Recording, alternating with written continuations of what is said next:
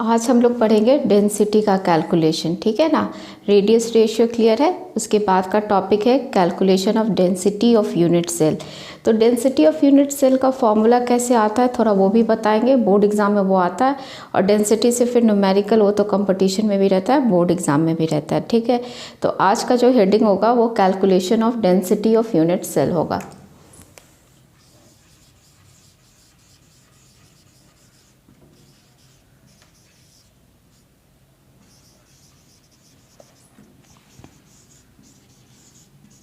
अब density of unit cell, density क्या होता है? मास बाय वॉल्यूम होता है। तो सबसे पहले हम लोग वॉल्यूम और मास निकाल लेंगे, फिर उसको डिवाइड कर देंगे, ठीक है। तो मेरे पास as length of unit cell क्या था, ध्यान से देखना।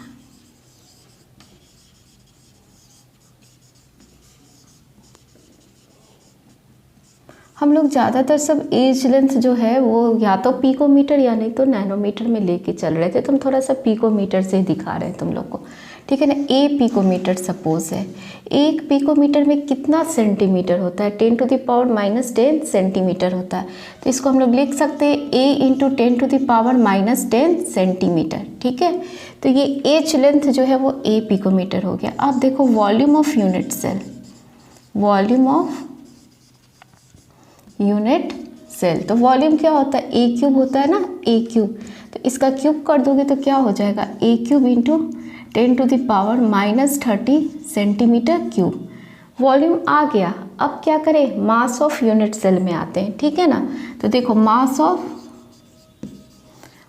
Of unit cell.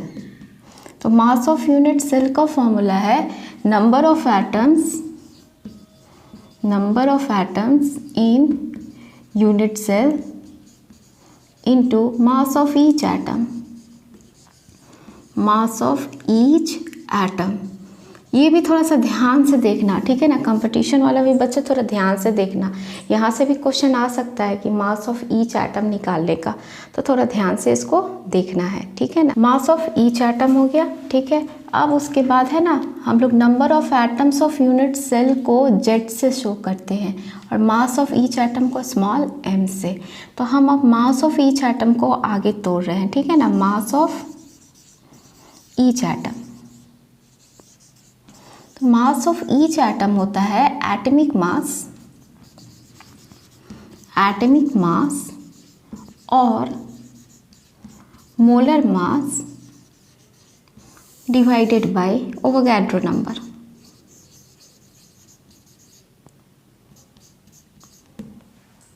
ठीक है, तो इसको जो है एटॉमिक मास या मोलर मास को कैपिटल एम और एवोगाड्रो नंबर जो है एन है। एवोगाड्रो नंबर क्या हो गया? 6.022 × 10⁻23 हो गया, ठीक। आ जाओ डेंसिटी ऑफ यूनिट सेल, ठीक है ना। डेंसिटी ऑफ यूनिट सेल, ठीक है। तो डेंसिटी ऑफ यूनिट सेल क्या होता है? Mass by volume. तो हम इसको लिख रहे हैं mass of unit cell divided by volume of unit cell, ठीक है ना। कोई प्रॉब्लम नहीं, ठीक। डेंसिटी क्या होता है? मास बाय वॉल्यूम होता है। अब मास ऑफ यूनिट सेल मेरा क्या था? जेड × एम, फिर एम को हम तोड़े थे। और वॉल्यूम ऑफ यूनिट सेल क्या था? ए क्यूब × तो पहले हम मास ऑफ यूनिट सेल कर देते हैं जेड, इंटू क्या करते हैं? स्मॉल एम, और डिवाइडेड बाय क्या किए? ए क्यूब इंटू क्या किए? 10⁻⁻30 किए, ठीक है। अब इसको और तोड़ दो तो डेंसिटी का जो फॉर्मूला है वो अब ये आएगा, ठीक है ना। डेंसिटी हो जाएगा जेड इंटू क्या? कैपिटल एम, स्मॉल एम को तोड़े ना, कैपिटल एम मोलर मास और एन क्या है? एवोगाड्रो नंबर, ठीक है। जेड बाई एम, ठीक है। उसके बाद हम लोग क्या लिखे यहाँ पे? ए क्यूब इंटू 10⁻⁻, ए क्यूब है, इंटू 10⁻⁻30 इंटू एवोगाड्रो नंबर क्या था? 6.022 × 10⁻23। क्लियर है ना। ये डेंसिटी का फॉर्मूला आ गया, ठीक है। यूनिट इसका हो जाएगा ग्राम पर सेंटीमीटर क्यूब, ठीक है। जेड यहाँ number of atoms per unit cell है। Number of atoms per unit cell कहने का मतलब कि अगर सिंपल क्यूब है तो जेड 1 रखेंगे, एफसीसी रहा तो जेड कितना रखोगे? 4 रखोगे। याद है ना, निकाले थे number of atoms per unit cell. और बॉडी सेंटर्ड क्यूबिक स्ट्रक्चर रहा तो जेड कितना रखोगे, 2 रखोगे, ठीक है, जैसा न्यूमेरिकल्स रहा। अब थोड़ा सा आ जाओ यूनिट के बारे में। ये हम पिकोमीटर लेके चले थे, अगर मेरा क्वेश्चन पिकोमीटर में रहेगा तब ये चीज़ यूज़ होगा 10⁻⁻30, और अगर सेंटीमीटर में रहा, ठीक है ना, तो सेंटीमीटर में रहा तो हम तो डायरेक्ट बना लेंगे, ठीक है ना, उसका क्यूब कर लेंगे। तो एज लेंथ का यहाँ पे क्या करना है, क्यूब करना, तभी तो वॉल्यूम ऑफ यूनिट सेल आएगा। तो फिर से एक बार देख लो, ठीक है ना। Calculation of density of unit cell, सबसे पहले एज लेंथ ए पिकोमीटर में है, हम उसको सेंटीमीटर में चेंज कर दिए। वॉल्यूम क्या होता है, ए क्यूब होता है, ए क्यूब कर दिए, ठीक है। उसके बाद मास ऑफ यूनिट सेल जो है, मास ऑफ यूनिट सेल क्या होगा, number of atoms in unit cell into mass of each atom हो गया। Number of atoms in unit cell को कैपिटल जेड मान लिया, मास ऑफ ईच एटम को स्मॉल एम मान लिए। मास ऑफ ईच एटम कैसे निकालते हैं, एटॉमिक मास या molar mass divided by Avogadro number, ठीक है। तो डेंसिटी ऑफ यूनिट सेल क्या हो जाएगा, mass of unit cell divided by volume of unit cell. यहाँ पे जेड इंटू एम, पहले एम ले लिए, ए क्यूब इंटू 10⁻⁻30, और m को और तोड़ दिए। तो m को जब तोड़ेंगे तो capital M molar mass by Avogadro number, molar mass by क्या है, एवोगाड्रो नंबर। इसके बारे में कन्फ्यूज़न नहीं होना चाहिए। जब मेरा क्वेश्चन पिकोमीटर में होगा तो उसको सेंटीमीटर में चेंज करेंगे, तो 10⁻⁻30 किए, इसलिए मेरा यूनिट क्या आ गया, ग्राम पर सेंटीमीटर क्यूब, ठीक है। तो एक जनरल फॉर्मूला डेंसिटी का जो होगा वो ये होगा, हम बता रहे हैं।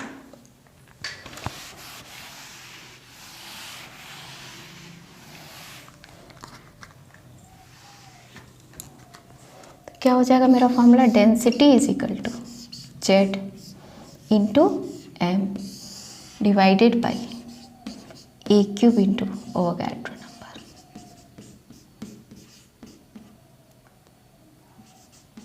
ये हो गया फॉर्मूला डेंसिटी निकालने का,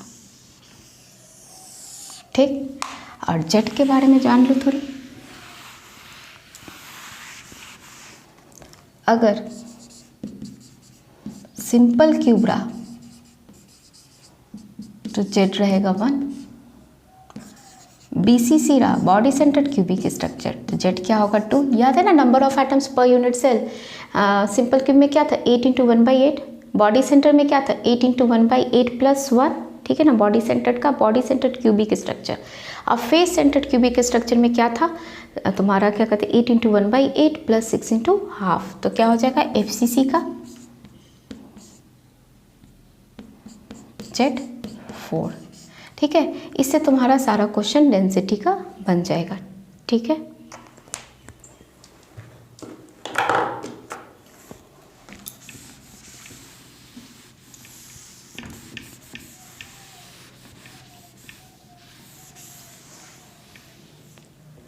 ठीक, 2 और फॉर्मूला हम तुम लोग को बताएंगे, ठीक है। इससे है ना हम लोग कैलकुलेशन ऑफ आयनिक रेडियाई निकालते हैं, ठीक है ना।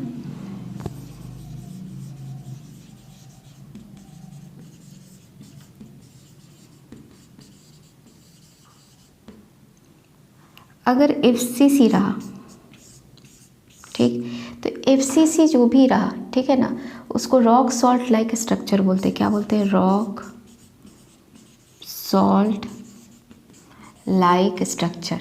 मतलब क्या, एग्जाम्पल इसका रॉक सॉल्ट किसको बोलते थे, एग्जाम्पल इसमें क्या ले लोगे, NaCl, ठीक है। तो इसमें जो फॉर्मूला लगाएंगे radius of cation plus radius of anion A/2। मतलब सबसे पहले डेंसिटी के फॉर्मूला से हम लोग क्या निकाल लेंगे, एज लेंथ निकाल लेंगे और उसको 2 से डिवाइड कर देंगे, तो मेरा आ जाएगा ये, ठीक है। और एक और फॉर्मूला तुम लोग को पढ़ना है बॉडी सेंटर्ड क्यूबिक स्ट्रक्चर में, BCC, body centred cubic structure. इसका एग्जाम्पल है सीजियम क्लोराइड का। याद है ना, रेडियस रेशियो में बताए थे कि जो क्लोराइड आयन है वो कॉर्नर्स पे रहता है और सीजियम कहाँ रहता है, बॉडी सेंटर्ड पे रहता है, ठीक है।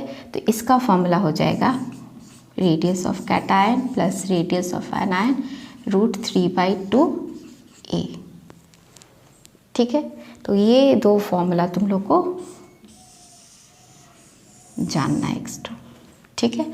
तो ये डेंसिटी, ये कैटायन और एनायन के बीच का दोनों का जो है आयनिक रेडियस का कैलकुलेशन, ठीक है। अब हम लोग सारा न्यूमेरिकल्स बना लेंगे, इसके बाद सॉलिड स्टेट में न्यूमेरिकल्स नहीं है, मेन अब यही पार्ट है जो न्यूमेरिकल्स का है। ठीक, तो चलो अब हम लोग क्वेश्चन बनाते हैं। अब हम लोग डेंसिटी से क्वेश्चन बनाएंगे, ठीक है ना। तो सबसे पहले एनसीईआरटी का क्वेश्चन देख लेते हैं। एनसीईआरटी एक्सरसाइज का क्वेश्चन है, question number 1.11।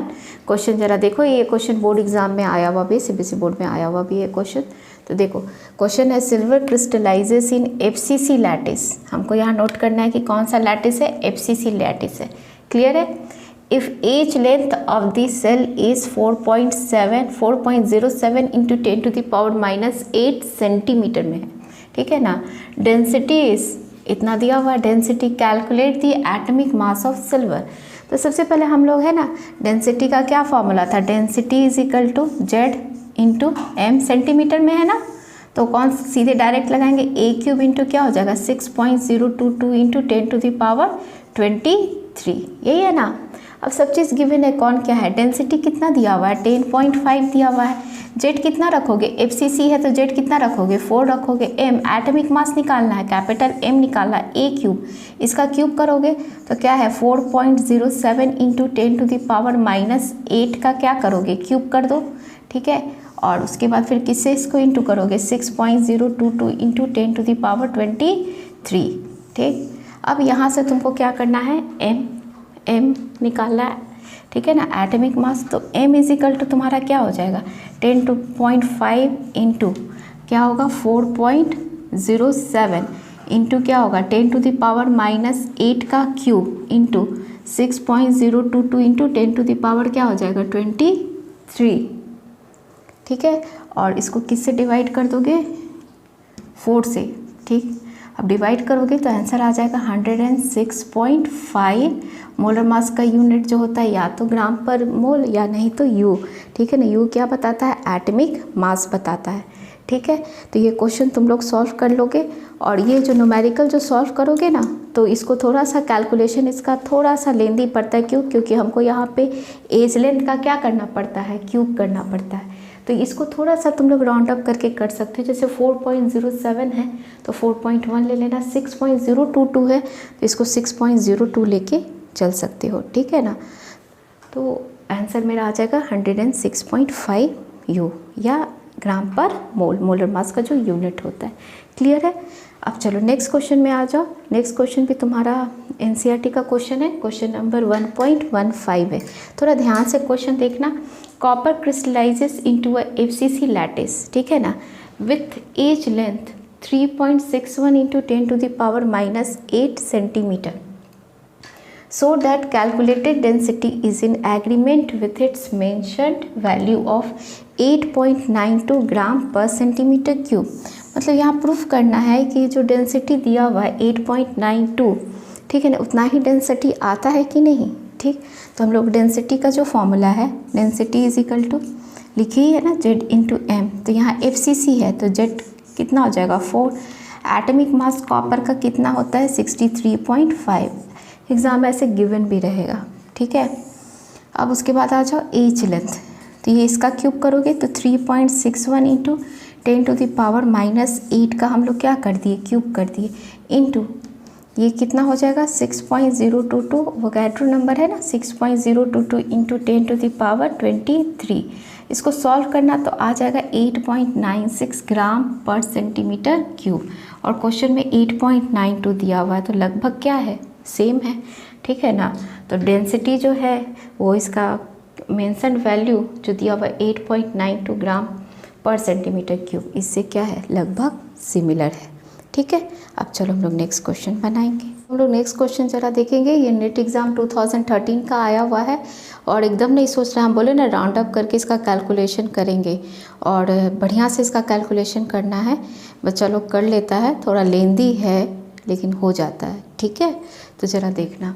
A metal has a FCC lattice, FCC है, एज लेंथ दिया हुआ है 404 पिकोमीटर, डेंसिटी दिया हुआ है, क्या निकालना है मोलर मास निकालना है, क्या निकालना है मोलर मास, ठीक है। तो फॉर्मूला तो जान ही रहे ना, density is equal to Z into M divided by क्या हो जाएगा ए क्यूब इंटू 6.022 इंटू 10 क्या होगा 23।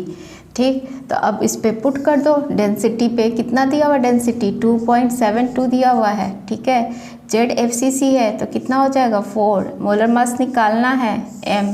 ठीक है, ए क्यूब कितना है 404 पिकोमीटर, तो 404 इंटू कितना हो जाएगा 10⁻⁻10 का क्यूब कर देंगे। अभी पढ़े थे ना कि पिकोमीटर को सेंटीमीटर में चेंज करने के लिए 10⁻⁻10 सेंटीमीटर होता था, तो -10 का क्यूब किए थे तो 10⁻30 आया था। ठीक है ना, वही चीज़ लिखा हुआ है। फिर उसके बाद 6.022 को तुम लोग 6.02, ये क्वेश्चन में गिवन था कि 6.02 लेके कैलकुलेट करने के लिए। ठीक है ना, इंटू 10⁻, क्या हो गया 23। तो यहाँ से तुम लोग क्या निकाल लोगे, m निकाल लोगे, एटॉमिक मास निकालोगे तो आंसर आ जाएगा 27 ग्राम पर मोल। ठीक है ना, कौन सा ऑप्शन जाएगा, सी ऑप्शन।